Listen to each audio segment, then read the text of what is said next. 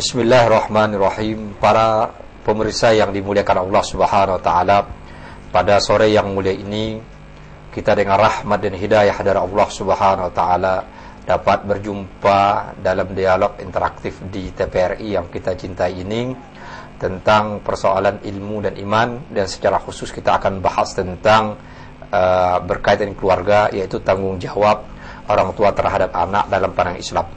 Marilah kita senantiasa berdoa kepada Allah Subhanahu wa taala, semoga amal kita ini diterima di sisi Allah Subhanahu wa taala. Amin. Salawat dan salam kepada Nabi kita Muhammad sallallahu alaihi wasallam. Allahumma shalli ala sayidina Muhammad wa ala ali sayidina Muhammad. Para pemirsa yang dimuliakan Allah Subhanahu wa taala, kalau kita berbicara dalam sebuah topik tentang tanggung jawab orang tua, sebenarnya kita berbicara terhadap diri kita sendiri dan juga berbicara untuk generasi kita akan datang.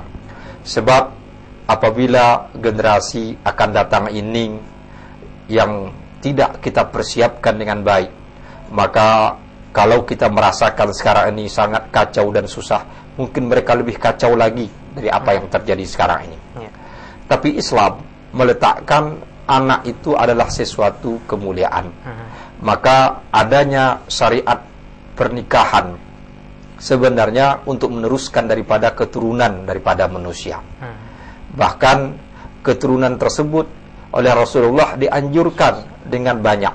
Maka sampai Rasulullah mengatakan tazawwadul waludul wadud, maka menikahlah kamu dengan perempuan yang bisa melahirkan keturunan yang banyak.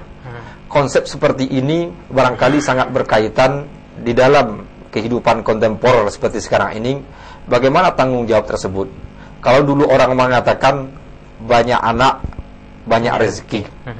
Tapi kalau sekarang orang kalau dikatakan banyak anak, banyak rezeki, orang akan berpikir, karena persoalan anak dia tidak berkaitan dengan makan saja, tidak berkaitan dengan minum saja, tapi dia berkaitan dengan pendidikan, berkaitan dengan bagaimana mempersiapkan anak tersebut sebagai sebuah generasi yang bisa meneruskan, apalagi untuk izzatul Islam muslimin.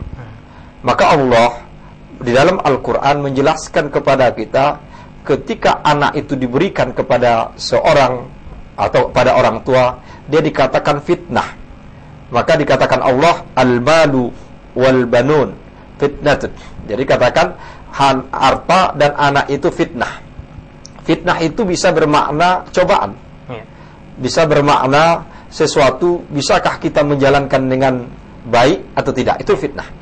Tapi satu sisi anak tersebut dikatakan zina, al-mal wal banuna zinatul hayatid dunya. Jadi katakan perhiasan kehidupan dunia. Maka banyak terjadi ketika orang telah menikah, dia akan menginginkan punya anak. Tapi ketika anak tidak dapat, dia berusaha bagaimana dapat. Kau perlu sampai kepada bayi tabung, kan gitu.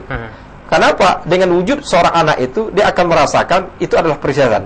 Bahkan ada orang mengatakan kalau tidak punya anak, hidup ini seperti hampa dalam kehidupan. Tapi ada juga orang sudah berusaha tidak dapat, maka sebenarnya itulah sebuah fitnah, cobaan diberikan Allah Subhanahu wa taala. Tapi dia sebuah fitnah satu sisi dia adalah adalah perhiasan. Maka Ali bin Abi Thalib ketika lahir anaknya Hasan Husain, dia mengatakan kepada sahabat sekitarnya, pada Umar bin Khattab, kepada Abu Bakar lain, dia mengatakan asabanil fitnah, saya telah ditimpa fitnah.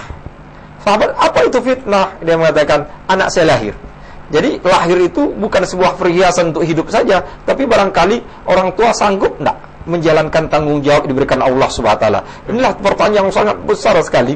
Jadi bukan saja punya anak, tapi bagaimana mempersiapkannya untuk dunia dan akhirat. Maka sehingga Rasulullah SAW mengatakan, "Iza mata ibnu Adam inqata amalu illa min salas." Jadi apabila seorang anak Adam meninggal dunia, terputus kecuali 3. Di antara 3 ini, waladun soleh yad'ulah, anak yang soleh yang mendoakannya. Jadi anak soleh yang mendoakan ini adalah anak yang telah dipersiapkan dan orang tua yang bertanggung jawab telah mendidiknya. Kalau orang tua tidak bertanggung jawab mendidik anaknya, bagaimana menjadi anak soleh? Satu sisi, kita untuk mewujudkan suatu anak soleh harus menjalankan fungsi kita sebagai orang tua terhadap anak. Tapi kalau kita mengharapkan anak kita soleh, yang bisa nanti membantu kita, mendoakan kita, tapi tidak pernah kita menjalankan tanggung jawab, itu akan jauh. Ibarat bahasanya, jauh panggang dari api, tidak akan tercapai. Maka tanggung jawab orang tua dalam pandangan Islam itu sangat berat sekali. Sebab apa? Baiknya anak terdapat baik orang tua. Maka sampai dikatakan, kullu mauludin yuladu alal fitrah. Fa'abawahu yuhawidanu yunassarahu majisanuh. Jadi sampai setiap anak lahir dalam fitrah. Bapaknya lah yang menjadikan anak itu Yahudi, yang menjadikan Nasrani, menjadikan Majusi. Jadi artinya peran orang tua ini bisa menghitamkan dan memutihkan anak. Nah, ini artinya dalam arti kalau anak itu putih dihitamkan, atau anak itu kulit hitam jadi putih, tidak. Jadi bukan arti dalam secara realita anak itu kulit hitam kita putihkan, enggak. Artinya apa? Memutihkan hitam anak dalam bentuk tingkah laku dan kepribadian, dan bagaimana ketaatan kepada Allah SWT. Maka sampai Rasulullah yuhawwidanuhu wa yunassiranuhu majisanuh. Artinya orang tua itu bisa menjadi anak itu seorang Yahudi, atau bertingkah laku seorang Yahudi, bertingkah laku seorang Nasrani, bahkan juga bisa berakhlak seperti orang Majusi. Tapi kalau orang tua itu meletakkan fitrah tersebut dalam fitrah yang bersih, maka kalau saya ibaratkan ibarat kaca, ibarat botol yang bening. Botol ini apapun yang dimasuk ke dalamnya, maka dia akan dinamakan. Maka kalau botol itu dimasukkan kecap, orang akan mengatakan botol kecap. Tapi kalau botol itu dimasukkan sirup, orang akan mengatakan botol sirup. Bahkan kalau botol itu dimasukkan cabai, orang mengatakan botol cabai. Tapi ketika tidak ada isinya, itulah fitrah.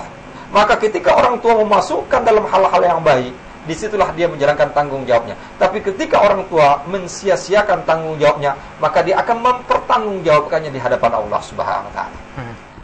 Mari kita didik anak kita, masukkan dalam dunia-dunia pendidikan yang bisa membawa anak kita ini ke dalam kebenaran dan menjauhkan mereka dari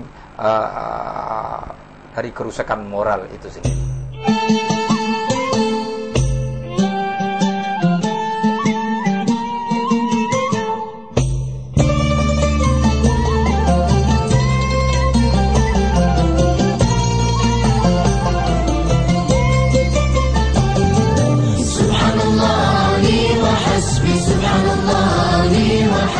Subhanallah wa hasbi la ilaha illahu. Subhanallah wa hasbi, subhanallah wa hasbi, subhanallah wa hasbi la ilaha illahu. Semoga hati memuji Allah, insyaallah, insyaallah. Semoga dijaga dari salah, insyaallah.